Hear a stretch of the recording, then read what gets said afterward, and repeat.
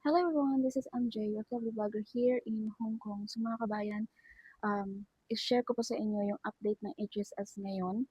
So today nga pala is Monday, and yesterday, nagkaroon ng meet up with Yose. So Yose is like the head ng HSS. So ngayon, i-share ko sa inyo kung anong napag-usapan namin kahapon. So yung meet up kahapon is doon sa Repulse Bay. So, nag-usap kami doon. Actually, marami kami. Maraming mga taga-HSS students ang nagpunta sa meetup kahapon. And talagang naliwanagan kaming lahat. Medyo na-boost yung motivation namin after ng meetup na yon, after na pag-uusap na yon. Kasi maraming mga tanong ang nasagot kahapon.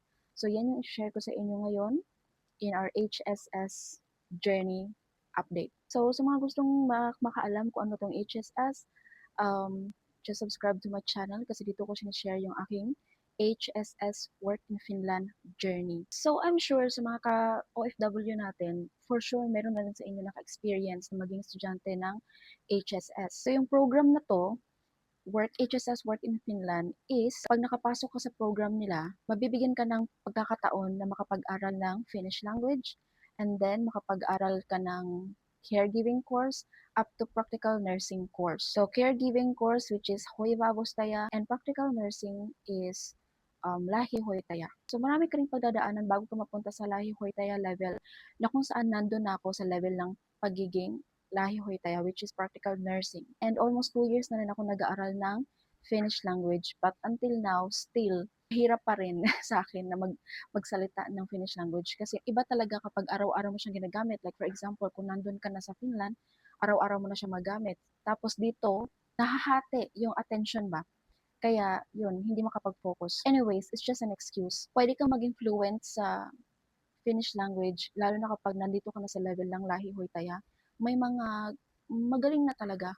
Depende na lang talaga yun sa'yo kung paano mo siya paano yung way ng pag-aaral mo. Kung hindi ka madaling ma-distract like me, for sure, there's a possibility na at this level, ay for sure dapat alam mo na kung paano makipag-exchange na conversation man lang, di ba? In Finnish. But anyways, for me, tagilid pa rin po ako. So sa mga level na yun, syempre may elimination, ganyan. So, lalo na pag nasa Suomi 1, Suomi 2, Suomi 3, yan yung level na pure Finnish language talaga. So, there's a possibility na ma-eliminate ka. So, marami nang na-eliminate sa level na yan. And then, sa Kuiba Abustaya, there's still possibility din na ma-eliminate, pero bibigyan ka ng mga redo-redo, ganyan. Tapos ngayon, ako nasa Lahi Hoitaya level na ako. So, ang nangyayari is puro redo-redo na lang. Kahapon, nasabi na may nagtanong na pwede pang ma-eliminate kahit nasa level na ng Lahi Hoitaya. Pero ang sabi nga, mas ni Yose kahapon, masyadong nang mahigpit ang Finland ngayon sa patungkol sa Finnish language. So there's still a possibility lalo na kapag bumagsak ka sa mga exam, lalo na sa latest part may mga interview tapos bumagsak ka, ma-eliminate ka talaga. So ngayon pag-uusapan natin yung mga I think pinaka-importanting topic kahapon na naitanong ng ating mga ka-HSS students kay Yuse na yun, ako kasi hindi ako masyadong palatanong, hindi ako tahimik lang ako, nasa gilid lang ako na nakikinig, nahiya din kasi ako. Tsaka yung mga nagtanong kahapon, sila talaga yung mga nasa ano na, mas nauna sa'min. Yung iba nasa 3 years na nag-aaral, ganyan. So, yun, sila yung masyadong palatanong and thankful ako dun kasi mga tanong nila, na-answer yung mga question ko din sa ano ko, sa utak ko. So ngayon, may nagtanong doon, ano bang nangyayari sa HSS? Kasi parang hindi na sila masyadong active. Which is yan yung nararamdaman namin ngayon kasi unlike before, super active talaga ang HSS. For example, every 3 months nag-open sila ng link before. Pero ngayon, wala na. Yung last na nag-open sila ng link, March pa yon. Tapos anong month na ngayon? November na. So, yun. Hindi sila nag-open. Tapos hindi na rin sila masyadong nagpo-post sa Instagram, tapos sa page. And then, ngayon, wala na kaming masyadong task na ginagawa sa chat, sa WhatsApp. So, syempre, madaling isipin na parang, ano bang nangyayari sa HSS? Parang, okay pa ba sila? May possibility pa ba talaga na makaalis tayo? O baka naman nag-aaral-aral lang tayo tapos wala naman palang mangyari. So, it's easy to think that way. Kaya kahapon, sinagot yan ni Jose. Ang sabi niya, may malaking problema nga talaga yung Finland ngayon. krisis sa kanila ngayon. Kaya marami ang nagle-layoff, even yung HSS na nagle-layoff sila ng kanilang language teacher. Kaya pala napansin namin parang kumonti yung mga teacher na nag-handle sa amin sa WhatsApp. Yun pala na-layoff din at nagka-cut sila ng cost yung HSS. So nawala na rin yung office dito sa Hong Kong, yung office nila sa Singapore nawala na rin, close na nila. So yun. Pero ang sabi ni Jose is huwag kayong mag-alala kasi buhay pa naman ang HSS. Hindi naman nila pinakawala ng HSS. Alam mo kasi guys, ang HSS, sabi ni Jose, sila Jose ay under ng isang big company sa Finland, which is yung Mehiläinen. So Mehiläinen is like a big company in Finland. So hindi naman nila pinakawala ng HSS. So parang ang sabi ni Jose, hang on lang kasi ang Finland, hindi naman talaga na pinost yung HSS. Tuloy-tuloy pa rin. And there's still a possibility na ma-deploy talaga, makaalis talaga. Pero hintay-hintay lang muna na mag-okay yung kanilang economy. Siyempre, kasi talagang medyo down talaga sila ngayon. Maraming nagbago sa government nila. So, yun. And yung may sinabi pa sila na parang yung budget sa healthcare system nila parang medyo, yun nga, tagilid nga. Kaya nagka-cut sila ng cost at may mga nalilay-off. Pero hindi naman daw ibig sabihin nun, ika-cut na nila lahat ng students sa HSS. Tuloy-tuloy pa rin. Kaya, mag-aral lang mabuti, ipasa yung mga exam, and make sure na yung Finnish language is mahasa talaga. So, mag-focus talaga sa Finnish language kasi yun yung hinigpitan nila kumbaga. Dapat ang mga papasok na gusto mag-work sa Finland ay dapat magaling na mag-Finnish. Lalo na sa amin, dapat walang excuses kasi kami, nag-aral na kami, free na nga yung pag-aaral namin, di ba? Free na yung Finnish language, free na yung caregiving course, free na yung practical nurse. So ano pa bang excuse namin? Dapat alam namin kung ano dapat namin gawin para ma-achieve namin yun, para makapasa sa interview, something like that. Tapos kahapon, ang maganda is nag-attend din yung 6 na paalis na ngayong January 9. So aalis na sila. So that means buhay pa talaga ang HSS. May chance pa talaga. So yung 6 na yun, matagal na rin sila nag-aaral sa HSS. Actually, meron na nga silang visa before pero na-expire nga kasi hindi sila pinalis. Kasi yun nga, naaabutan sila ng pagbabago sa Finland and yun nga, na-expire yung visa nila. And then, ngayon, bago na naman. And this time is makakaalis na talaga sila this January. So, 6 sila na alis. Because of that, nabuhayan talaga kaming lahat. And then, meron din kaming pinag-usapan kahapon na about sa mga new job offer. Kasi nag-open yung HSS ng other job offer, like for example, construction cleaner, seasonal chef, and welding, mga welders, ganyan.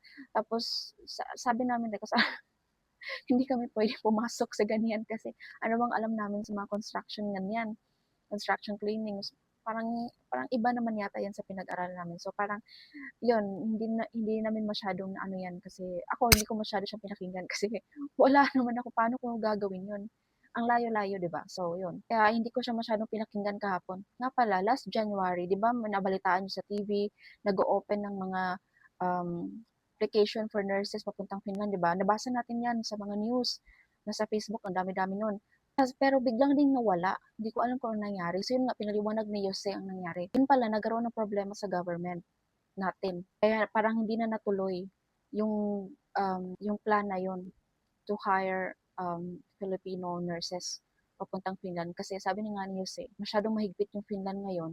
Pagpunta ng mga Filipino nurses, mag-aaral pa rin sila. And then half ng pinag-aaralan nila sa nursing field nila, mag-aaral pa rin sila pagdating doon. And one of the problem too is yung government natin, hindi sila nagkasundo. Kasi ang gusto ng government natin is dumaan sa agency yung mga mag-apply. So that means magbabayad sila ng mahal. Hindi mo mawawala yung placement fee na yun, malaki yung babayaran nila. Tapos hindi sila nagkasundo sa part na yun kasi ayaw yun sa part ng Finland, ayaw nila ng ganun kasi nga doble na yung babayaran. So parang hindi sila nagkasundo that part. So medyo parang lumaylo muna sila. I'm not sure sa other kasi meron din akong nakita na nag-open na mag-apply for Filipino nursing din papuntang Finland. But sa part na Jose, hindi sila masyado nagkasundo doon, kaya medyo naglaylo muna sila sa part na yun. So for me, ang pinaka-importante lang talaga ay malaman ko na okay pa ang HSS. And 100% sure na makakaalis pa din. Although matatagalan siya kasi maraming mga problem, hindi lang naman kami nagkakaproblema, pati na rin ang Finland, may problema din sila. So, we just have to understand it. As long as open pa rin ang HSS, or sinusuportahan pa rin nila kami na mag-aral for free, and then, yun, Although maraming pagbabago, marami silang i-implement na mga rules na just to make sure na capable talaga kami to work in Finland.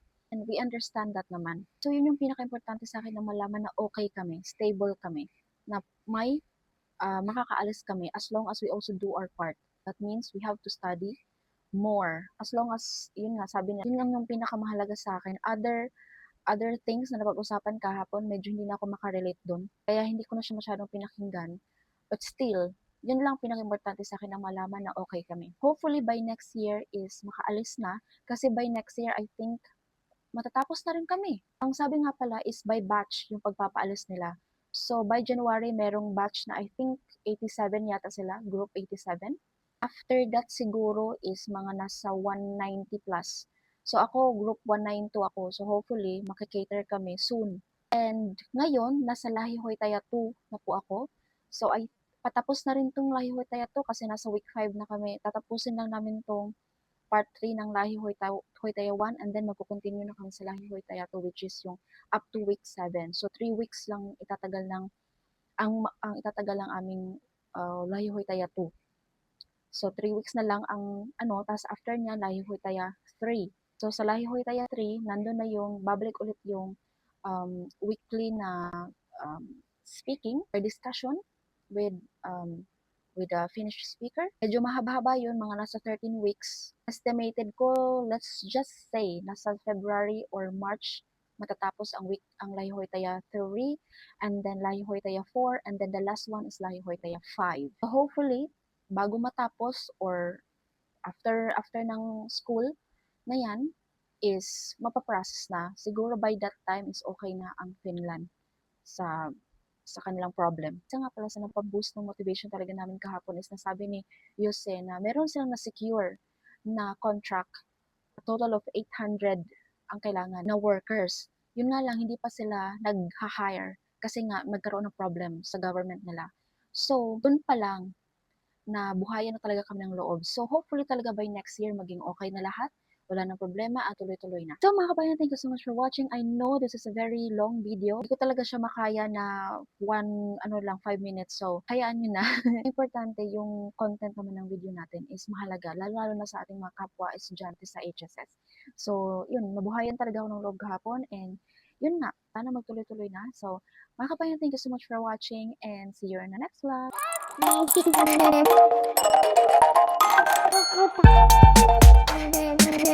you.